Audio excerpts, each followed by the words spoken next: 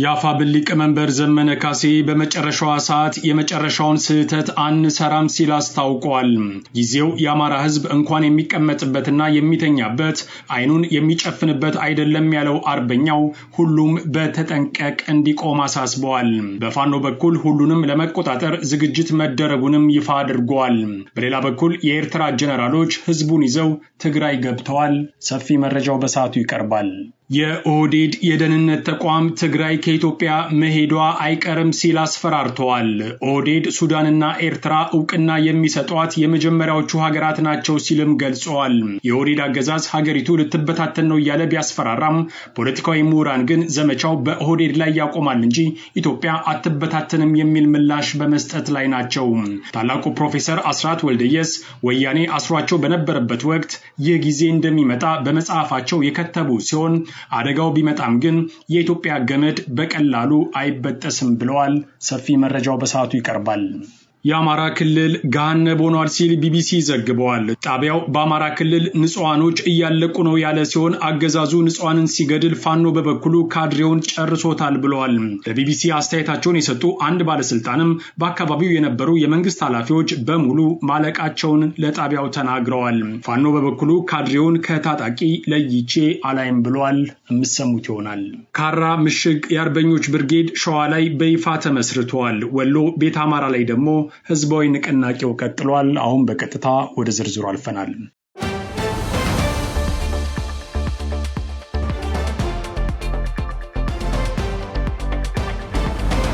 የቴዎድሮስ እዝ 206ኛ ኮር 34ኛ ክፍለ ጦር በርካታ የፋኖ ኮማንዶ አባላትን በተሳካ ሁኔታ አስመርቆ ትላንት ለዘመቻ ማሰማራቱ ተሰምቷል።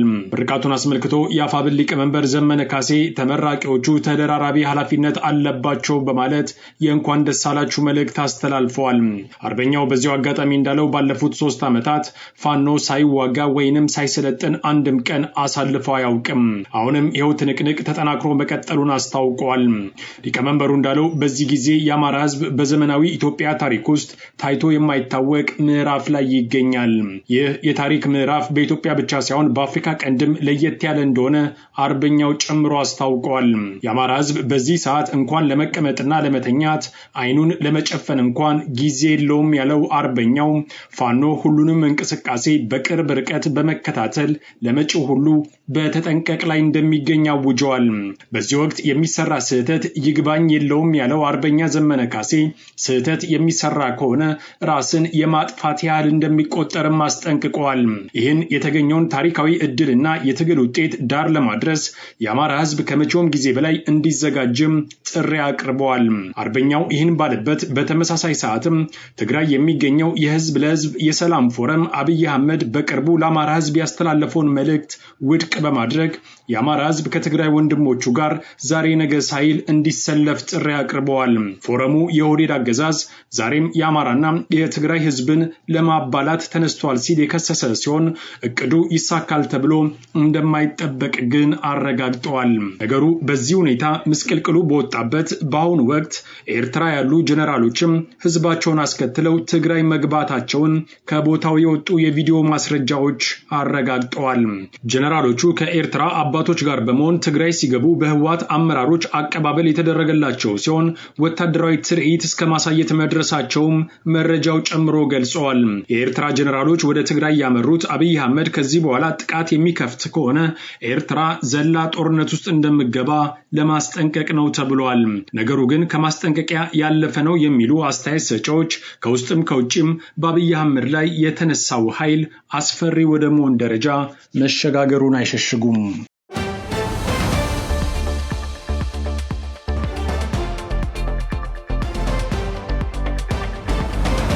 አብይ አህመድ ችግኝ ትከሉ የሚል ዘመቻ ላይ ቢሆንም የኦህዴድ የደህንነት ተቋም ግን ኢትዮጵያ አደገኛ ሁኔታ ላይ መሆኗን የሚያሳይ መረጃ በልሳኖቹ በኩል ማውጣቱን ቀጥሏል። መረጃውን በኦህዴድ በኩል እንጂ ከገለልተኛ ወገን ማረጋገጥ ባይቻልም ሊሆንም ላይሆንም ይችላል የሚለው ግምት ግን ተጠናክሮ ቀጥሏል ተብሏል። ብልጽግና እንደሚለው ትግራይን ሀገር የማድረግ እንቅስቃሴ ወደ ተግባር ሊቀየር ከጫፍ ተደርሷል። ህወሓት ሀገረ ትግራይን ለመመስረት ተቃርቧል ያለው መረጃው ሀገረ መንግስቱ ሲታወጅ ደግሞ ኤርትራና ሱዳን ወዲያውኑ ዕውቅና ለመስጠት መዘጋጀታቸውንም አስጠንቅቀዋል። እንደና አብይ አህመድ እምነት እየመጣ ያለው ዶፍ መንግስትን በመጣል ብቻ የሚቆም አይመስልም። በዚህ ብቻም ሳያበቃ ጂኦፖለቲካል የተባለ ትብብር ወይንም አክሲስ ሱዳንና ኤርትራን ጨምሮ በሌሎችም ሀገራትም ጭምር መመስረቱን ይፋ ያደረገው ኦህዴድ ዓላማው አገዛዙን መጣል ብቻ ሳይሆን ኢትዮጵያን ማፈራረስ ጭምር እንደሆነም ከሰዋል። ይህ ክስ የቀረበባቸው አካላት እስካሁን ድረስ በይፋ ምላሽ ባይሰጡም ፖለቲካዊ ታዛቢዎች ግን ክሱ እውነት ሆነም ሐሰት ኦህዴድ ከባድ አጣብቂኝ ውስጥ መግባቱን በመግለጽ ላይ ናቸው። ኢትዮጵያን ሊበትኑ ነው የሚለውን ክስ ግን አጣጥለውታል። እነዚሁ ፖለቲካዊ ታዛቢዎች እንደሚሉት ሴራው እውነት ከሆነ ኤርትራና ሱዳን ከአብይ አህመድ ጋር በቀጥታ ጦርነት ውስጥ መግባታቸው አይቀሬ ሲሆን ብልጽግናም ዶሴ ይዞ አፍሪካ ህብረትና የመንግስታቱ ድርጅት ደጃፍ መገኘቱ የሚጠበቅ መሆኑን ይገልጻሉ። አብይ አህመድ ስልጣን ከያዘ ጊዜ ጀምሮ ኢትዮጵያ በከፍተኛ ፍጥነት የመፈራረስ አደጋ የተጋረጠባት ቢሆንም እንደነ ዩጎዝላቪያ ግን የመበታተን እድሏ አነስተኛ መሆኑን እነዚሁ ፖለቲካዊና ወታደራዊ ምሁራን ከወዲሁ በመግለጽ ላይ ናቸው ይባላል። ለዚህም በምክንያትነት የሚያቀርቡት ኢትዮጵያ የተባለው ሀገር የካበተ የሀገረ መንግስትነት ልምድ ያለው በመሆኑ ቀስቱ ኦህዴድን በመበታተን ላይ ብቻ ይቆማል የሚል ተስፋ ነው። ሰሞኑን ተካሂዶ በነበረው የፍተሻ ጦርነትም ሁለቱ ወገኖች ለጊዜው ጦርነቱን ቢያቆሙም ህወሓት አሳየ የተባለው የጦር መሳሪያ ግን ነገሩ በቀላሉ እንደማይቆምና ሀገሪቱ ውስጥ ብልጽግና የነበረው የበላይነት ሙሉ በሙሉ ማክተሙን የሚያሳይ ነው ተብሏል። ከጦርነቱ በላይ አሁን አሳሳቢ የሆነው ማን ምን እያደረገ ነው የሚለው ጥያቄ ሲሆን ተዘረጋ የተባለው ስትራቴጂም አብይ አህመድ ላይ እንቅልፍ ከማጣት የባሰ ጭንቀት እንደፈጠረበትም ተረጋግጧል። ስልጣኑን በጊዜ ከማስረከብ ይልቅ በቀውስ ላይ ቀውስ እንዲባባስ ፊት አውራሪ ሆኖ የቀጠለው ጠቅላይ ሚኒስትሩ አሁንም ለችግሮቹ ሐቀኛ ፖለቲካዊ ምላሽ ከመስጠት ይልቅ ልክ እንደ ቀደምት የአፍሪካ አምባገነን መሪዎች ሁሉ አንድ ጥይት እስኪቀር እፋለማለው ባይ ሆነዋል። ነገሩ ከአቅሙ በላይ ሲሆን ደግሞ ሀገሪቱን ሊበታትኑ ነው ወደሚል ክስ ተሻግሯል። ኦህዴድ ይህን ቢልም ቅሉ እንደነ ፕሮፌሰር አስራት ወልደየስ ያሉ ምሁራን ግን ይህ አጋጣሚ እንደሚመጣ ቀድሞውንም ቢሆን ስጋታቸውን ያስቀመጡ ሲሆን መበታተን የሚለው ግን ውሃ እንደማያነሳ ገልጸው ነበር። ምሁሩ 1980ዎቹ ላይ የኢትዮጵያ ታሪክ በሚለው መጽሐፋቸው በወቅቱ ገንግነው የነበረውን የዘር ፖለቲካን በመተቸት አንድ ቀን ወደ መገንጠል ተግባር ሊሻገር እንደሚችል ማስጠንቀቃቸው አይዘነጋም። ፕሮፌሰሩ በወቅቱ እንደጻፉት አገዛዙ ውስጥ ያሉ ሰዎች ኢትዮጵያን ለመገነጣጠል ወደ ኋላ የማይሉ ቢሆንም አገሪቱ ያላት የሺህ ዓመት ታሪክ ልምድ ግን ይህንን እኩይ ተግባር ይፈቅዳል ብለው እንደማያስቡ ጽፈው ነበር። አሁንም በተግባር እየታየ እንዳለው እነዚሁ በወቅቱ የነበሩ ያገዛዙ ሰዎች አብይ አህመድን ወልደው ሀገሪቱን ለመበታተን ጫፍ ላይ ቢሆኑም ለዘመናት የቆየውና የተጋመደው የኢትዮጵያዊነት ገመድ ግን በቀላሉ እንደማይበጠስ ይታመናል ተብሏል።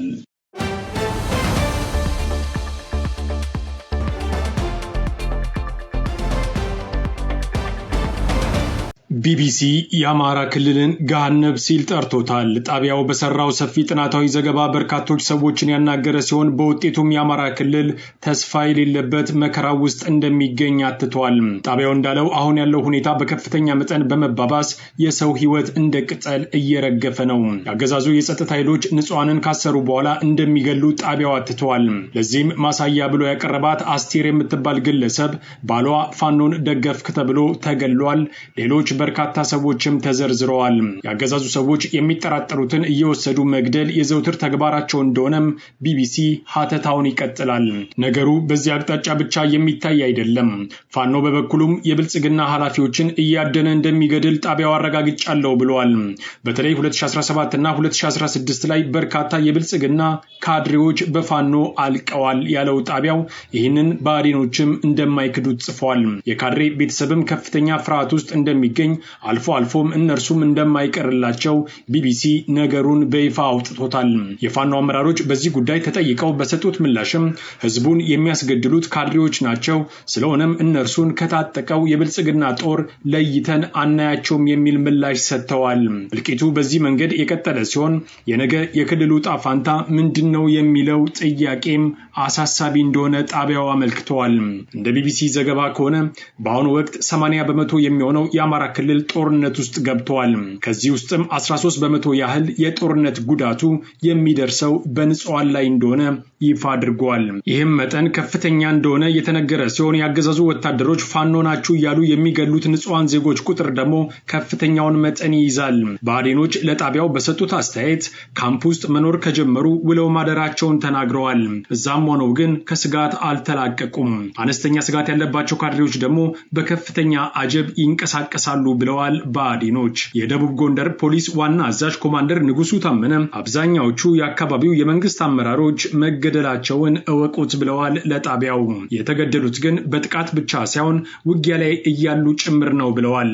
የሲቪል አመራር ከፋኖ ጋር ውጊያ የሚገጥምበት ምክንያት ምን እንደሆነ ግን ቢቢሲም አልጠየቃቸውም። ኃላፊውም ምላሽ አልሰጡም።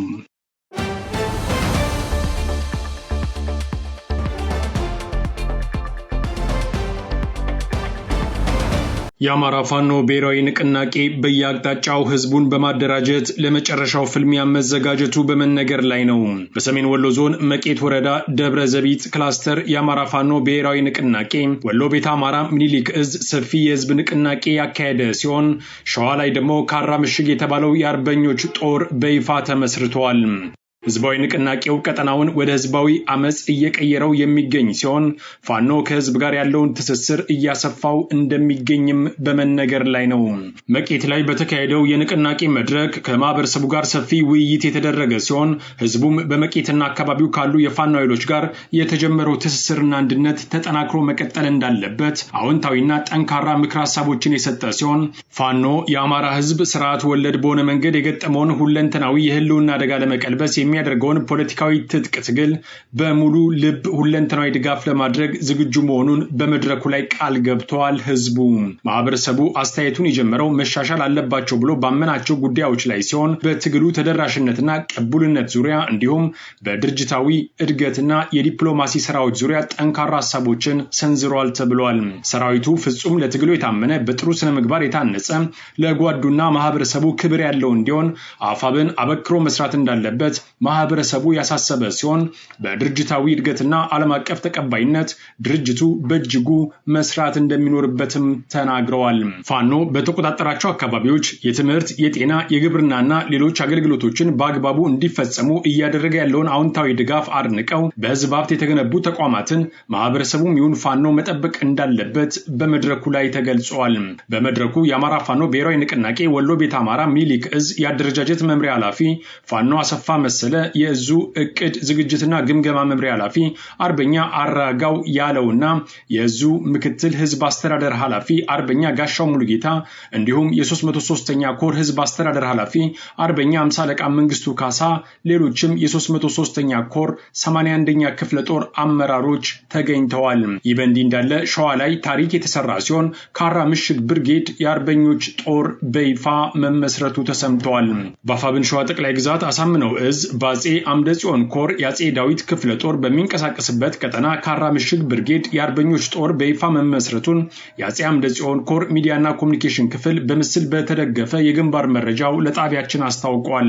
በሸዋ ጠቅላይ ግዛት መራቤቴ አውራጃ ሬማ ክላስተር በተካሄደው በዚሁ የምስረታ ስነ ስርዓት ላይ የአፋብን ሸዋ ጠቅላይ ግዛት አሳምነው እዝ ከፍተኛ አመራሮች፣ የአጼ ዳዊት ክፍለ ጦር አመራሮችና የክላስተር የቀበሌ ተወካዮች ተገኝተዋል። በዚሁ የምስረታ መድረክ ላይ የሰራዊቱን የውስጥ አደረጃጀት፣ ወቅታዊ ቀጠናዊና ጂኦፖለቲካዊ ሁኔታዎችን፣ የሰራዊቱን የስነ ልቦና ዝግጅት እንዲሁም የወደፊት የትግል አቅጣጫዎችን አስመልክቶ በየደረጃው ከሚገኙ አመራሮች ጋር ሰፊ ምክር ሀሳቦች ተነስተው ውይይት ተደርጎባቸዋል።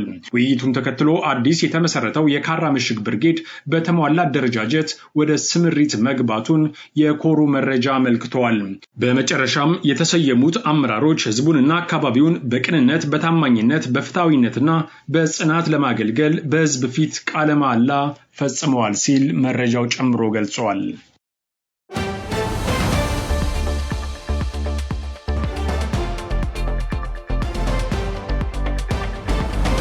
ከአስራት ብሮድካስቲንግ ሰርቪስ ለዕለቱ የነበረን ዜና ይህን ይመስል ነበር። አብራችሁን ስለነበራችሁ ከልብ እናመሰግናለን። በያላችሁበት ሰላም